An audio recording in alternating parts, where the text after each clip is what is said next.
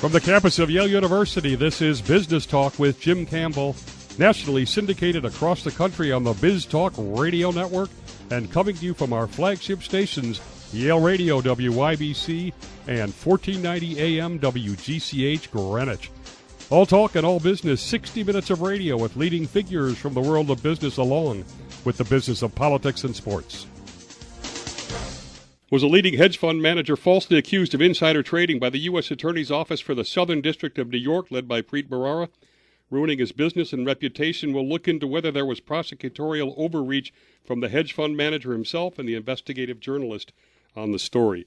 David Ganek ran the $4 billion global hedge fund, was accused of insider trading in the network around Steve Cohen's SAC Capital. Bethany MacLean has been on the show to discuss her excellent book on the financial crash of '08, All the Devils Are Here, the hidden history of the financial crisis. Also co-author with another friend of the show, Peter Elkind, of one of the great business books ever, The Smartest Guys in the Room, The Amazing Rise and Scandalous Fall of Enron. More recently, we had her on for Shaky Ground, the strange saga of the U.S. mortgage giants about Fannie and Freddie. And this interview stems from a piece she's just done in Fortune magazine called Payback Time. Welcome, Bethany and David. Good to have both you guys. First of all, David, there's a sense that it takes a lot of guts to take on the feds, or you're nuts to take on the feds. How do you feel about that? I think that's a fair statement. Most of the people close to me in my life strongly discouraged me from doing it just because of that. The amount of sort of underlying fear to, as Bethany said, to poke the bear is incredible. If I didn't possess the facts that I have, I couldn't move forward. But on top of the facts, you also need resources and you need will. The will is the part that takes the risk. All right, very interesting. Bethany, start off giving us a little bit of background. Tell us David's story for those that don't know it. Well, so in the fall of 2010, in the midst of this insider trading investigation, the Southern District of New York's attempt to get a number of hedge fund traders on insider trading, David's firm was very publicly raided, and there was a reporter there who took pictures as the firm was raided. And although David was never charged, but because his office was searched as part of the search warrant, he couldn't reassure his investors that he was innocent, and he ended up losing his business as a result. And there was this swirl about him for a long time that, he's going to be charged at any moment. But he never was. And then it came out after the fact that the search warrant that authorized the search of his business had incorrect information in it. And you just don't want to see that happen. It should never happen. There should never be a mistake in an affidavit like that. So it raises this question of whether prosecutors were overly aggressive in some of their attempts to get people for insider trading. David, it's illegal for the prosecutors, the feds, to leak information, particularly about whether it's grand jury testimony or publicly. Was that done in your case, do you believe? I don't think that they leaked grand jury information, but during the course of the case, there were several leaks. The press was always well ahead of the facts that were public. And the part of it that Bethany referred to, the fact that they did this raid of a going concern. On that day, they conducted 3 raids. There were over $10 billion of institutional assets under management at those 3 firms. And when you conduct a raid, you really should be walking people out with handcuffs. In this case, they didn't arrest somebody for 15 months, and ultimately no conviction stood from the raid. And the leaks to the press were really done to dramatize the show of force against Wall Street, which, if you remember, came at, in the 2010 timeframe, which was just in the shadows of Too Big to Fail, and immense political pressure on prosecutors for Wall Street scalps, particularly given that they couldn't get any of the kind of bankers most closely associated with the collapse of the system. Can you take us through what it felt like to walk in and find that your offices were being raided, and just the visceral feeling of what it was like? Yeah, I mean it's a hard thing to explain. I made my career as a risk manager, so you can't be a successful hedge fund manager or any type of financial asset manager if you're not always considering risks. And I must admit, this was a risk I never considered. The idea that, it's just something that was so far outside of the box, it was actually stunning would be an understatement. It took me quite a long time to actually digest it. maybe I'm not even sure I've completely even digested it 6 years later.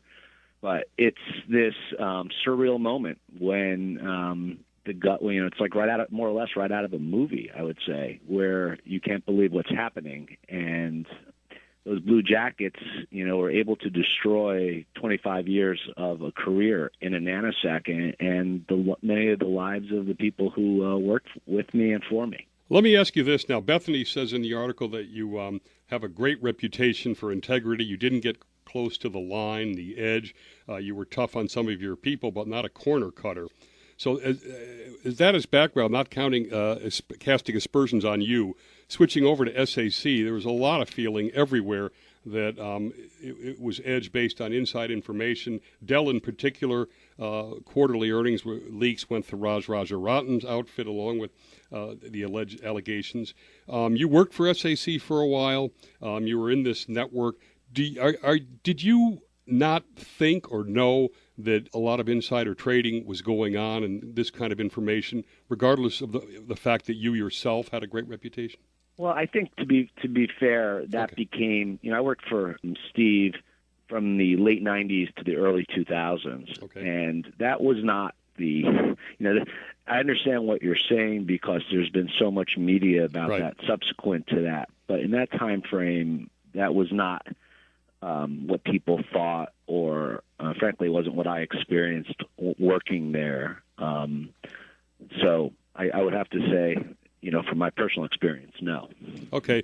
Let me ask a broader, beyond Steve Cohen. There's been some that have said that the insider trading on the street reached the level equivalent to everybody in baseball taking steroids to be able to compete. Did you have that sense?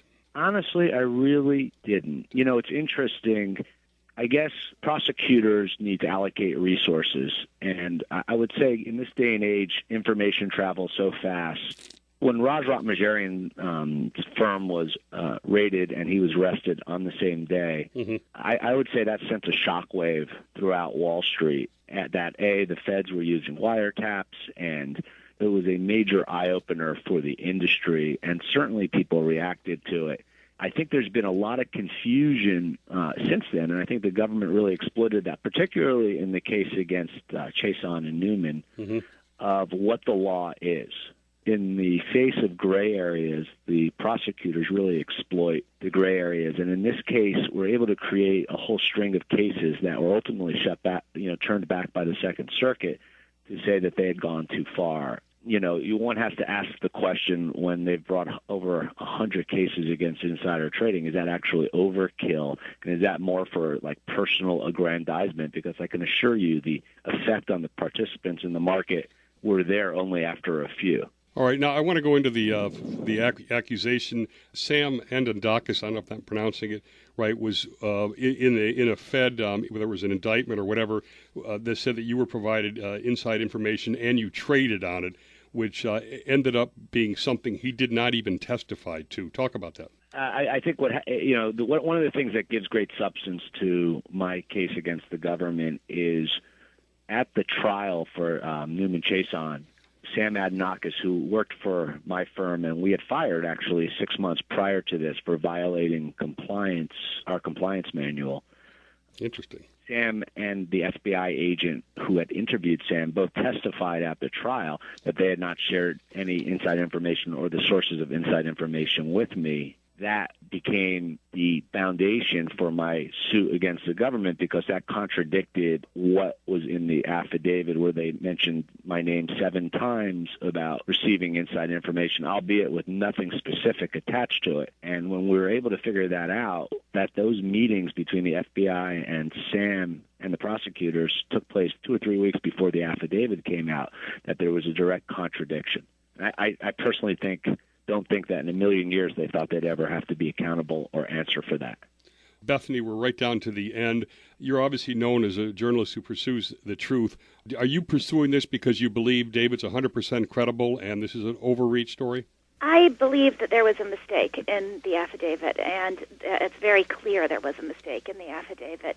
And that shouldn't happen. We trust government prosecutors have an enormous amount of power, and they don't need to take more than they already have. With that power comes an enormous responsibility, or should come an enormous responsibility, to get the facts right and not to overreach. And it's very clear that in this case there was at least a mistake. Whether it was deliberate or not, I don't know, but you just don't want to see that happen. It should never happen. And so, yes, I am convinced. I don't know that David will be, the bar for a case like this is very high legally, and I don't know that David will ultimately be successful legally, but I think morally he's in the right to bring the case and to shine light on this. You're listening to Business Talk with Jim Campbell of the Biz Talk Radio Network, 350 stations around the country. Go to biztalkradio.com, find the station nearest you, listen over the Internet, get to our podcast. We'll be right back with Bethany and David, more prosecutorial overreach.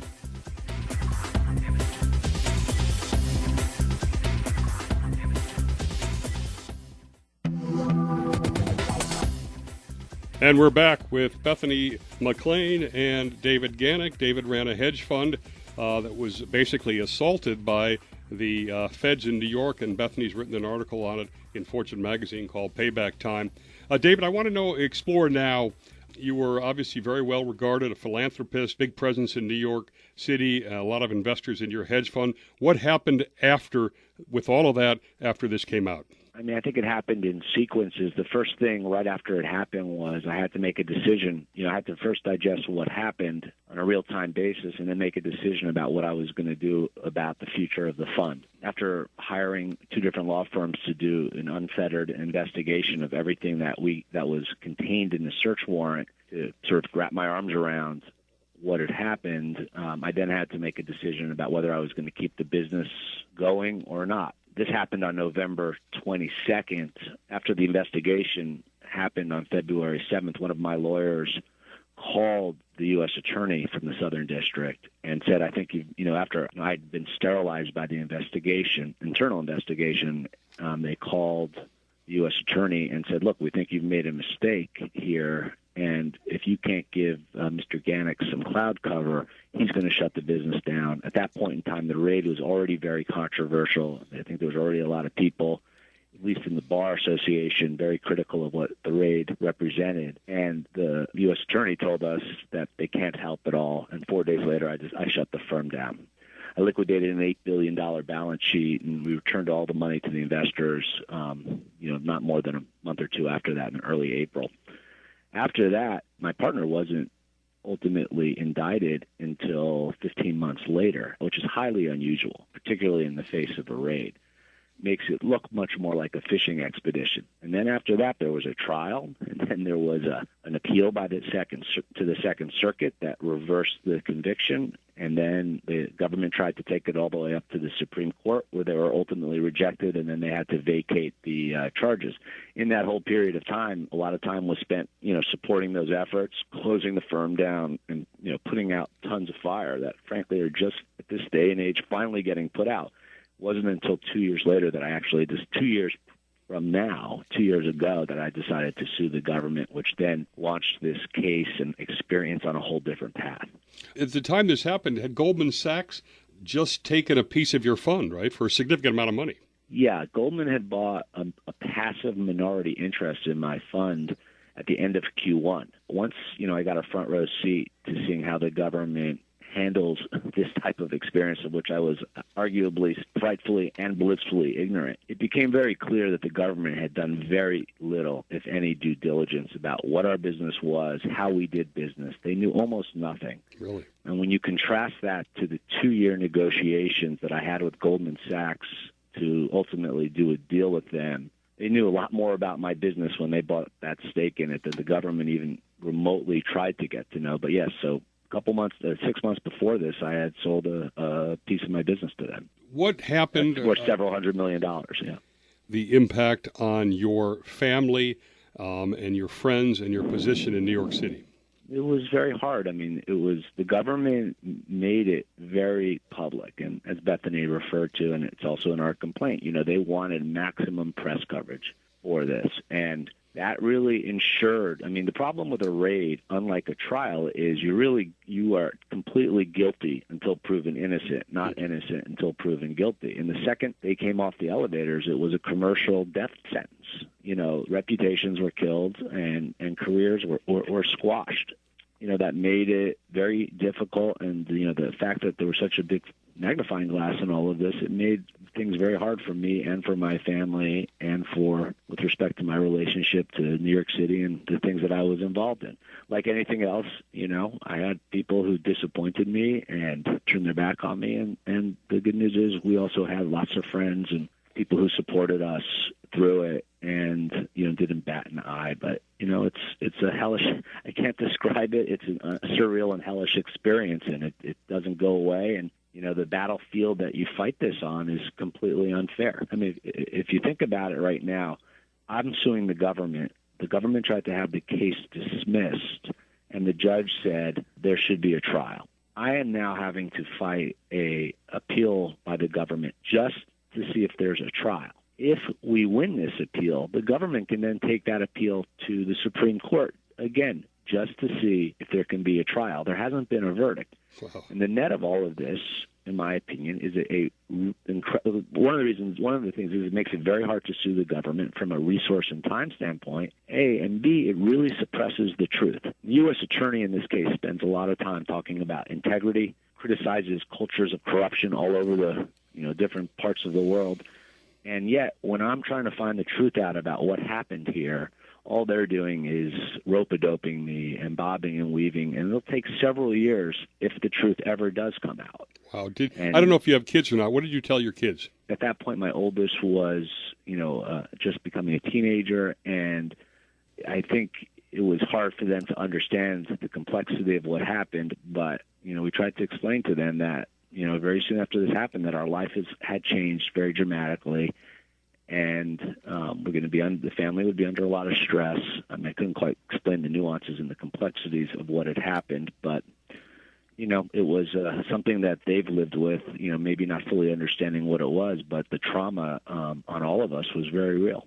Have you been told that what you're doing is, in a sense, maybe shooting yourself in the foot because you're keeping public your name and your involvement in all this as opposed to letting go of it? No, I don't know that people. I can't speak to if people feel that way, but I've gotten, as this has marched on, and Bethany's article, which was, I received a lot of compliments about it from the sense that it was very thorough and contained a lot of substance, and frankly explained to people. A lot of people didn't quite understand what had happened in a very factual way, and able to weave through all the complexities of it, which is very, very difficult. And that process and things like this interview and other things that I've done have really helped to bring an efficiency to all of this that is important for me personally, but I've kind of written off what my personal experience is. I can't control that. And I think the more important part of this that remains is there needs to be accountability for what happened.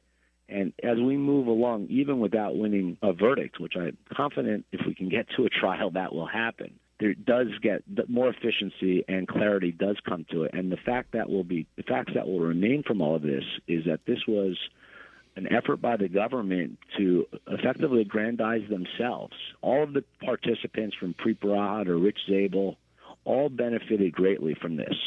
There were no convictions and lots of lives destroyed and ruined, but, Rich Zabel is now a partner in one of the biggest hedge funds in the country after leading the jihad against hedge funds. Preet Bharara has been on the cover of Time magazine, is the U.S. attorney from the Southern District, and a lot of people, see his ambition and suspect he'll run for governor or something higher one day. All of these people benefited greatly from it, and to the extent the facts can come out, they can create accountability, and in this case, accountability, what my hope is, can create deterrence. And the fact that it's the highest office in the land, the Southern District of New York, I think that could potentially, or my greatest hope is, can have effects well beyond, the people who were personally affected by this. Well, I'll say the article is incredibly thorough, and for me, and I know a lot of people, that something that Bethany write will have 100% credibility. So I think that's what's driving a lot of the interest in this. And we're going to be back for another segment with both Bethany and David. Bethany's article, again, is Payback Time in Fortune magazine. and about whether David Ganek was railroaded by the feds.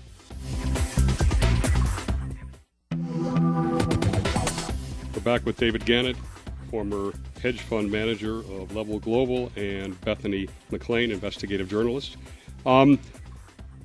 Bethany, let me ask you, the parts of the case that were legitimate, the uncovering of expert network information being passed along with inside information, or paths that came, say, from Dell but went through 4 or 5 levels involving secondhand reads. And what is your take on all that? Was the government fair to try to assume that meant inside trading all along that line, or where do you come down on that?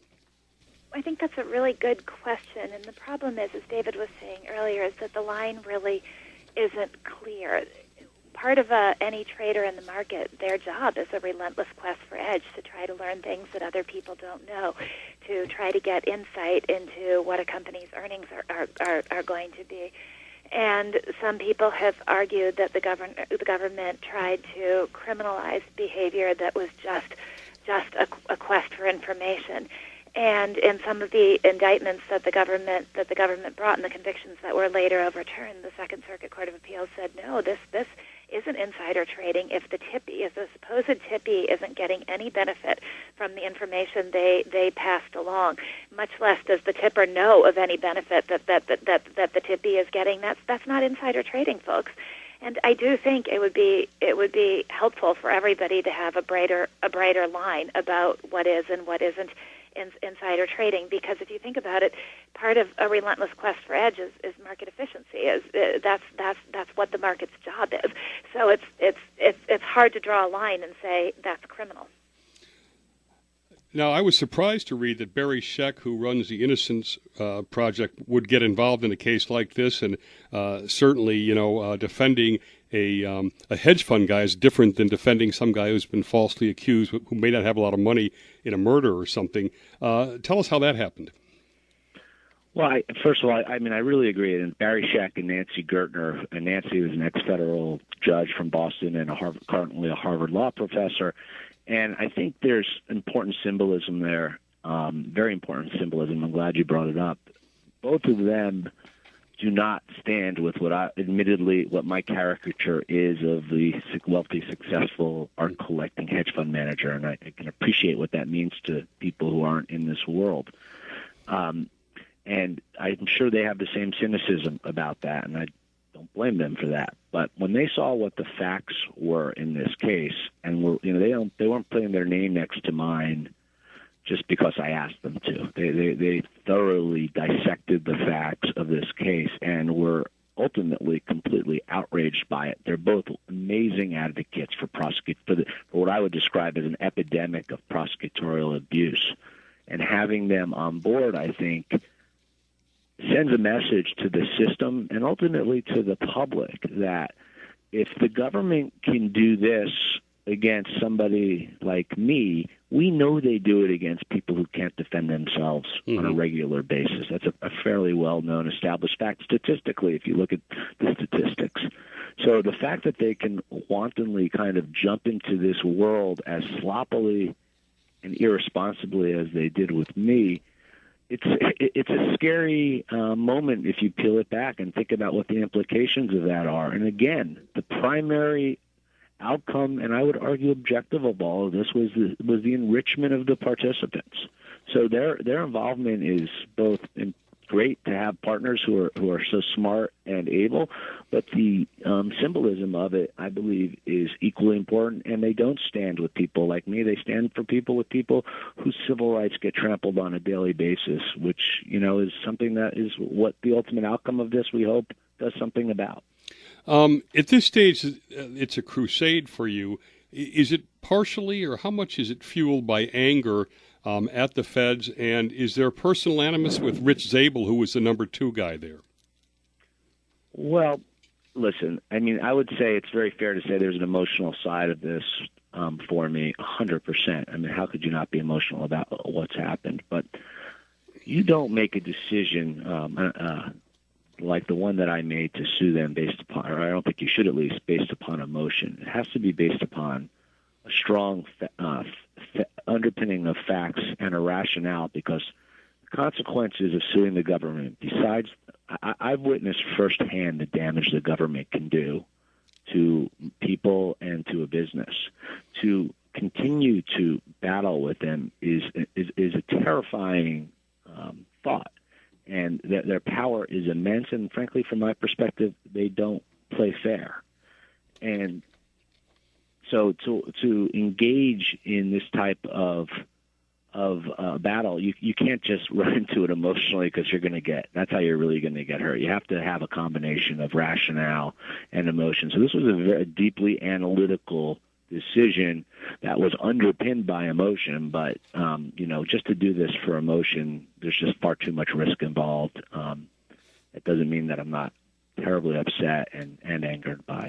Going the other direction back, do you think that the number 2 guy, Rich Zabel, had something out for you? Yeah. Well, I mean, I think that, just to fill in the facts there, Rich Zabel, who was the number 2 guy in the office, is somebody that I've known for my entire life. I was a client of his father's law firm.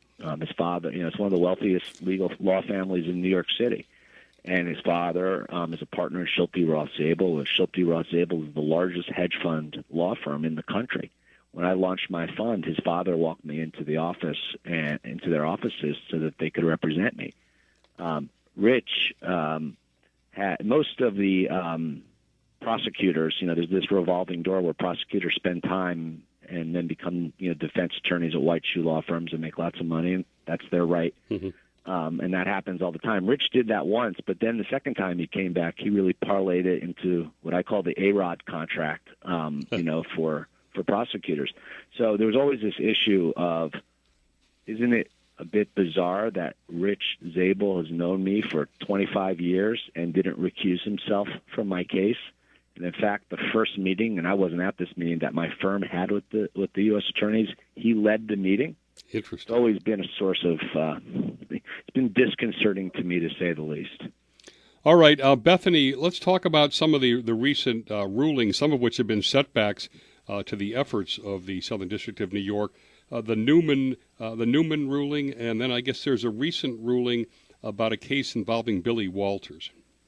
Yep, well, they're two different things. The Newman ruling, really, and this was David's former junior partner, Anthony Chiasson, as well, who was indicted. The government said, the Second Circuit said, the Southern District has gone too far. In essence, this isn't insider trading.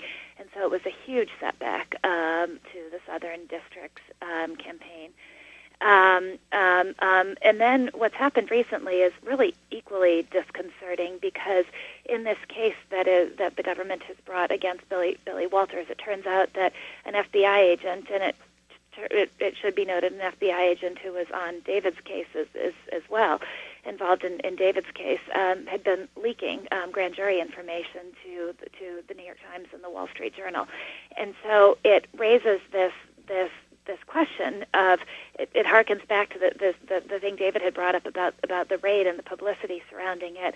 What is the government doing with leaks that are designed to put pressure on people who are caught up in these investigations? Is that fair play? And is there a publicity angle here for the government that is highly disconcerting and unethical? Who is Billy Walters? He's a famous sort of Las Vegas, at least my understanding of him is he's a famous Las Vegas character who got caught up in this possible alleged insider trading scandal. Now, I would inject that this is a case that also involved Phil Mickelson and eventually Carl Icahn. So this was a hornet's nest of publicity, which, in my opinion, is what, just like something like Steve Cohen, makes these guys go crazy. We're going to be back for another segment with both Bethany and David. Bethany's article, again, is Payback Time in Fortune magazine, and about whether David Ganek was railroaded by the feds.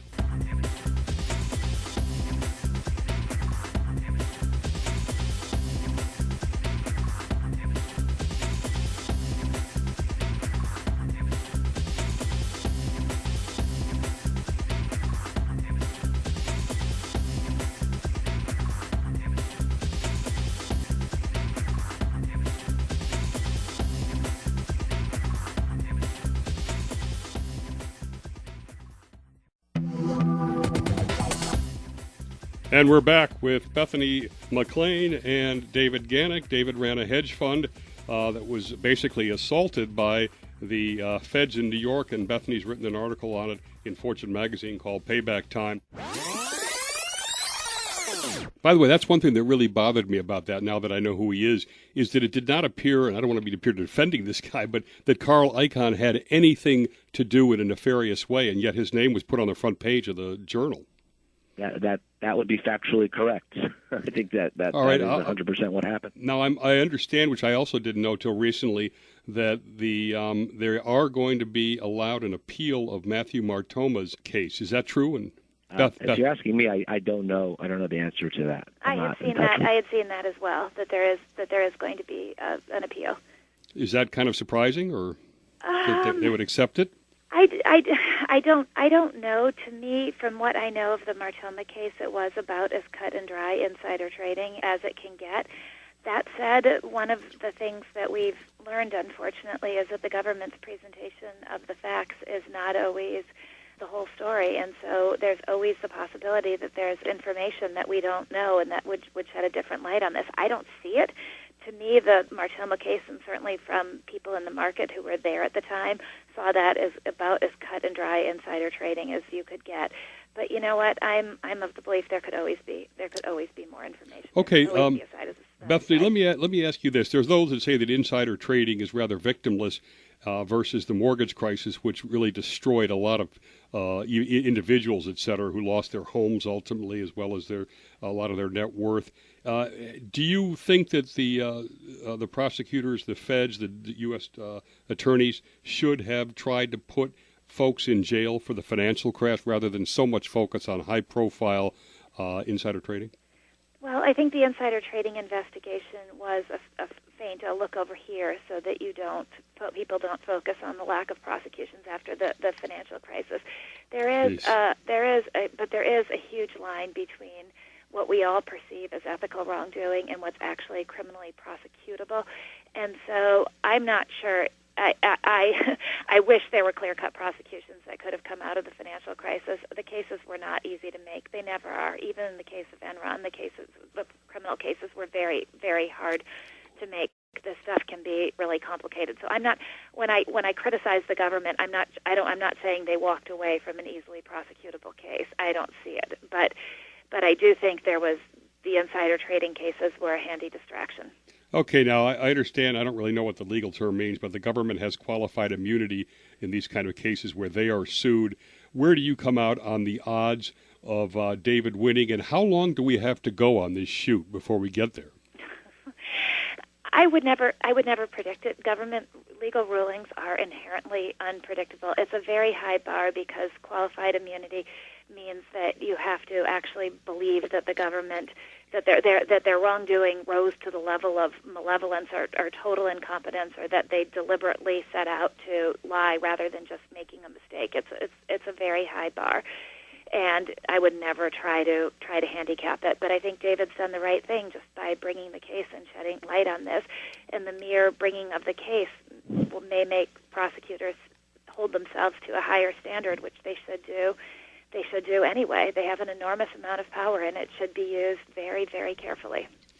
In the overall picture here, in trying to get control on what appear to be rampant insider trading on the street, overall, would you say that the SDNY has done good stuff, and there was some collateral damage, like David, which really sounds brutal? But what about that? Is this a question for me or for David? For you. I think probably they've done good stuff.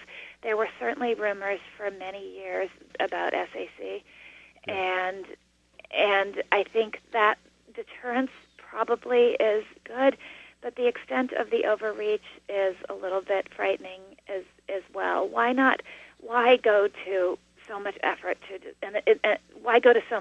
destroy people and destroy firms if the insider trading isn't clear cut? And the publicity that accompanied the raids, the presence of journalists who were tipped off to the raids in advance so they could take pictures of FBI agents carting boxes out of firms, it's still, all these years later, completely unclear why they thought a raid was necessary other than for the publicity value. And so there's just a lot of disconcerting things that have gone along with it. Okay, and the last word to Davis. David, I just want to give you a final shot to talk about this case and tell us what exactly you're doing now.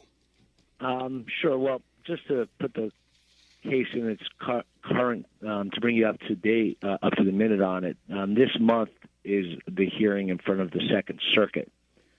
Again, this is the government's appeal. So that is pending. And then I guess the frustrating thing about this is even if we win, the government could still take this to the Supreme Court. Again, this isn't even a trial. It's just about having a trial, something that two civil litigants could never do to each other. And personally, for me, this consumes a decent chunk of my life. I have a family office that's involved with making different types of investments and has a charitable foundation, and that's more or less, how I've put my life back together in terms of, how I spend my time after, losing the business. But I would inject one thing when you asked about the probabilities. There's no doubt that at the outset here, this was the probabilities of success here are almost unprecedented. But at the same time, we sued 15 people. There are 15 defendants in my case, and when we went in front of the district court, if one person had survived the motion to dismiss, I think it would have been a tremendous upset. Right now, where we stand is all 15 people have survived the motion to dismiss, which was the most unlikely of outcomes. And as you referred to before, one of them is an FBI agent who's under criminal investigation right now. So the connecting of the dots on the culture of prosecutorial abuse is getting clearer and clearer. And I suspect the longer we chug along at this, as much as it will take a lot of time, that's the picture that will continue to emerge. Well, I think it takes a lot of integrity, guts, and will, as you said, to try and take this case in part to benefit a lot of folks who don't have the resources you have to take on the government in a case like this. We've been speaking with David Ganek. He ran the $4 billion level global hedge fund that was taken down by the U.S. District Attorney of New York's office. Bethany MacLean has written an article on this in Fortune magazine called Payback Time, and she's also the author of The Smartest Guys in the Room, The Amazing Rise and Scandalous Fall of Enron and All the Devils Are Here, The Hidden History of the Financial Crisis back of 2008. We really are honored to have both of them on. Thanks to Bethany, thanks to David. We'll follow this story as it winds its way through the judicial system. You're listening to Business Talk with Jim Campbell.